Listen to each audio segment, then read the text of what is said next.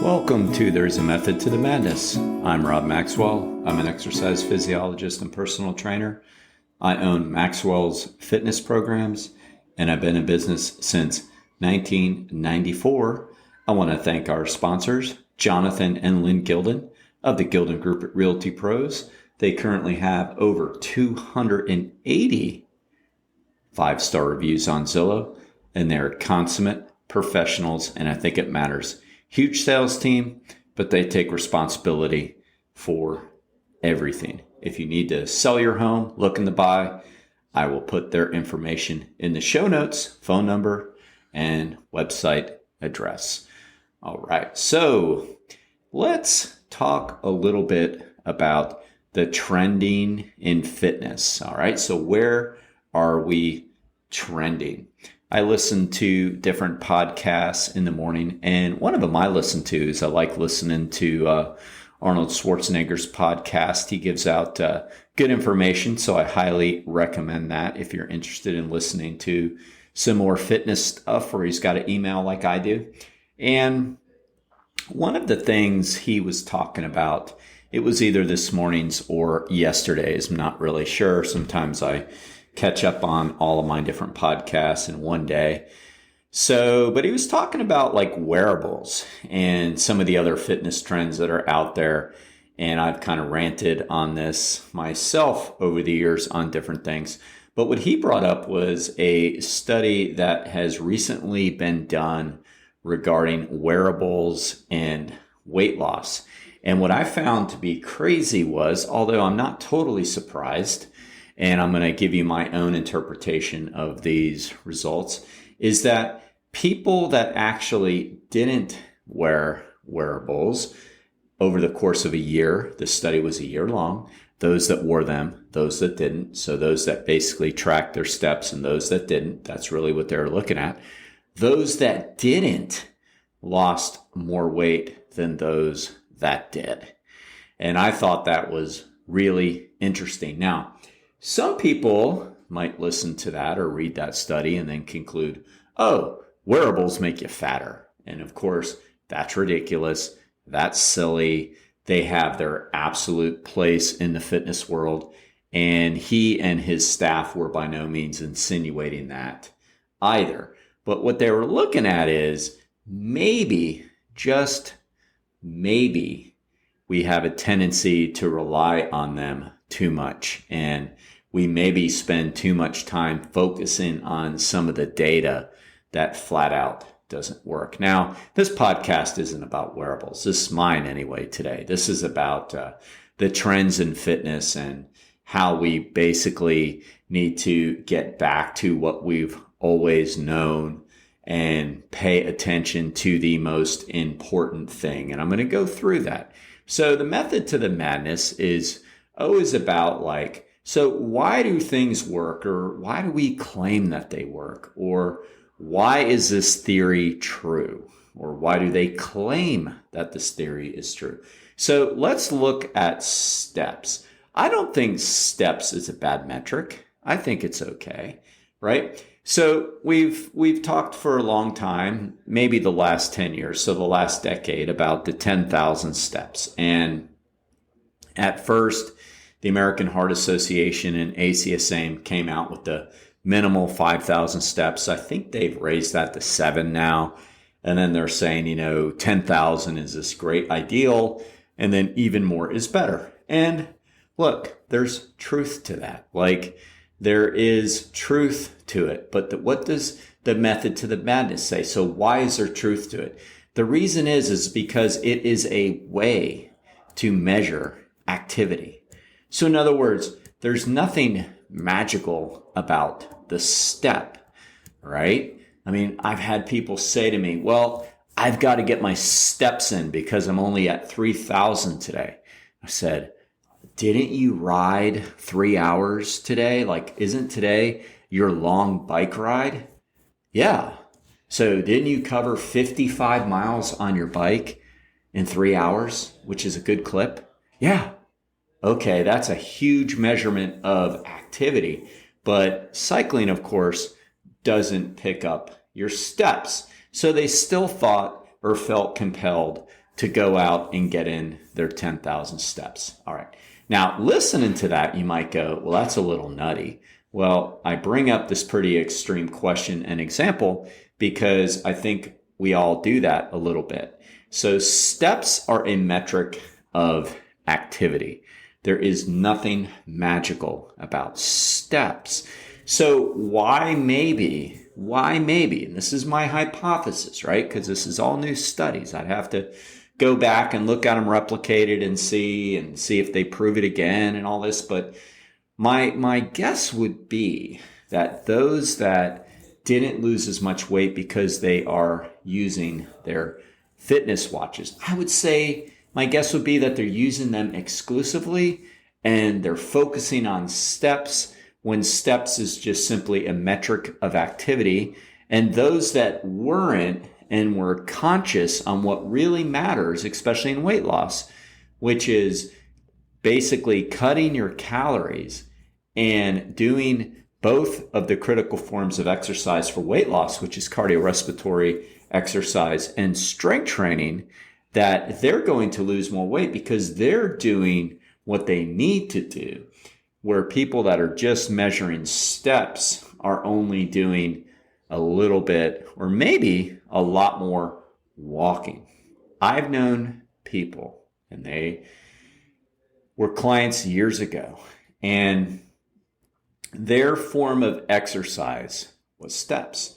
And they literally, if they didn't get their steps in, would walk up and down the hallways in their house and do things like that. Look, don't get me wrong. There's nothing wrong with doing more activity versus less. All right. So like if you're bored and you're at home and you're, trapped inside because of a hurricane, which we get here in Florida and things like that. I mean, to me, that sounds like a more wise way to use your time than maybe laying around playing video games or something. I don't know. Maybe, do a little bit of both. But so in those cases, I think it's okay. But like this was like their major form of exercise on a regular basis. So look, that's not going to work. I mean, to get effective aerobic exercise, we got to get our heart rate up. I mean, a person's going to be more fit that does 20 minutes 3 times a week on an exercise bike, on a Peloton bike, or on a trainer, on a life cycle, going at a 85 to 90% maximum heart rate. They're going to be more cardiorespiratorily fit than a person that's doing 10,000 steps a day every day. And that's all they're doing for exercise because the intensity is too low in those cases, in most people's cases. Again, that's good on top of. But if you really want to get more fit, FITT, frequency, intensity, time, type, it's going to take a lot more than simply increasing your steps. I mean, that's great for activity, but if we're not getting our heart rate up, we're really not working our cardiovascular system. Studies have shown that the more fit you get, the higher the intensity actually has to be. A lot of studies show that if your VO2 max is over 60, which is a high number, that's a high number, 60 milliliters per kilogram per minute. That's a high number. All right. So like Lance Armstrong's and them's were super high, close to 80, but close to 90, but 87 to be specific, but like 60's high. Then if you're at 60, you have to be all the way up to 90% of your VO2 max to get further changes. So the more fit you get, the more intensity you need, not the more duration, right? So the steps is great for activity. Don't get me wrong. I think walking is an absolute phenomenal form of exercise. And you can get your heart rate up high walking. But the goal doesn't necessarily need to be, I'm going to get in 10,000 steps a day, although I'm not trying to get you not to do that. The goal needs to be, and I'm going to make sure that I'm walking briskly for 30 minutes 3 times a week. And I'm doing my strength training. So the method to the madness states this very simply. The reason why steps are used isn't because they're magic. It's because it is a way. It's a way to measure physical activity. They also use the caloric burn throughout your day. If you have an Apple Watch, if you have a Garmin, if you have a Fitbit, they use your activity burn and they'll show active calorie burn and non-active. In other words, what would have happened if you didn't exercise, so the difference between the two. But that's not always the greatest barometer, and they know that. Steps is actually a greater barometer activity, but they use both to get your activity level readings. That's what it's for. But to get fit, we have an exercise prescription, and we need to think about frequency, intensity, time, and type. So studies have shown that if you want to get more fit aerobically or cardiorespiratorily speaking, then you need to get in at least 3 days of 20 minutes of a brisk heart rate, at least over 75, 80% of your maximum heart rate to get fit, all right? And really 30 minutes 5 times a week is more ideal. But again, the heart rate has to be elevated, all right? So it's good to do some lower intensity walks. Don't get me wrong. I walk my dog almost every morning. I say almost. I don't want you to think poor Hazel doesn't get walks sometimes, but Ellen walks her sometimes. But the point is, that's more for like activity, getting outside, walking the dog. That's not intense exercise. I couldn't use that as my only form of exercise. Well, I guess I could, but my fitness levels would drop. All right. And then the American College of Sports Medicine also states frequency, intensity, time, type, that we have to get in at least 2 days a week, frequency, of strength training of the intensity of getting close to failure on the majority of our working sets, working all the major muscles of the body, right? So that's the other part of the prescription for health and fitness. So steps is great, but remember, we can go back just 10 years ago and the smartwatch really wasn't out yet. I'm trying to think exactly when it came out, but I know we had wearables just prior to that, and they were these huge mammoth things you wore on your arms, and it looked ridiculous. I shake my head because I actually had one. A buddy of mine was selling them, and I was helping him with them, and whatever. It looked like you're walking around like a Martian or something. But anyway, so those were the early form of the wearables. And then, so we go back 20 years. I was speaking to a client this morning about this when he was talking about his Garmin or his Apple Watch and when he runs. And I said, Gary, when I first started doing 5Ks and stuff, those things weren't even in anybody's imagination yet, or maybe they were, but they damn sure weren't in mine. And, we use simple Timex watches. We used our Ironman watches, they called them, and they were just Timexes. And you didn't have any clue where you're at in the 5K until you saw a mile marker. And you know what? I probably would take those days again as far as racing and all that goes. I mean, you had to learn a lot of things. You couldn't rely on the technology. But the point here is that there was many centuries where people were exercising in whatever shape, way, or form. You go back to Plato's day and Socrates' days, they were exercising, right? And obviously, neither one of them had an Apple Watch, right? So we found ways to become very fit, and we paid attention to, I believe, what was more important. And what's more important is, are we getting in our daily dose of prescribed exercise? What's best for us? Not what does our Apple Watch tell us? Are we getting in what we know we're supposed to do? So I think the whole point of the study was that maybe people were relying on steps too much and not enough on getting their exercise in, and probably not enough on counting their calories and making sure they're below their limit on calories. So that's it today. So remember, frequency, intensity, time, and type.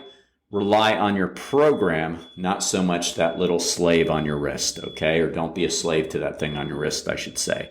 All right, so thank you, Daytona Beach Overhead Door, which is the premier garage door company in the state of Florida.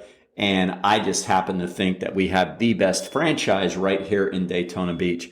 Zach and Jeff Hawk, father and son team, run the show here. I've known Jeff for 30 years. I've known Zach for about 5 now. And they're incredible men, and they do a great job, and their customer service is through the roof good. And if you need any help with your garage doors or buy a new one, I will put their information in the show notes. All right. Until next time, be Max Fit and be Max Well.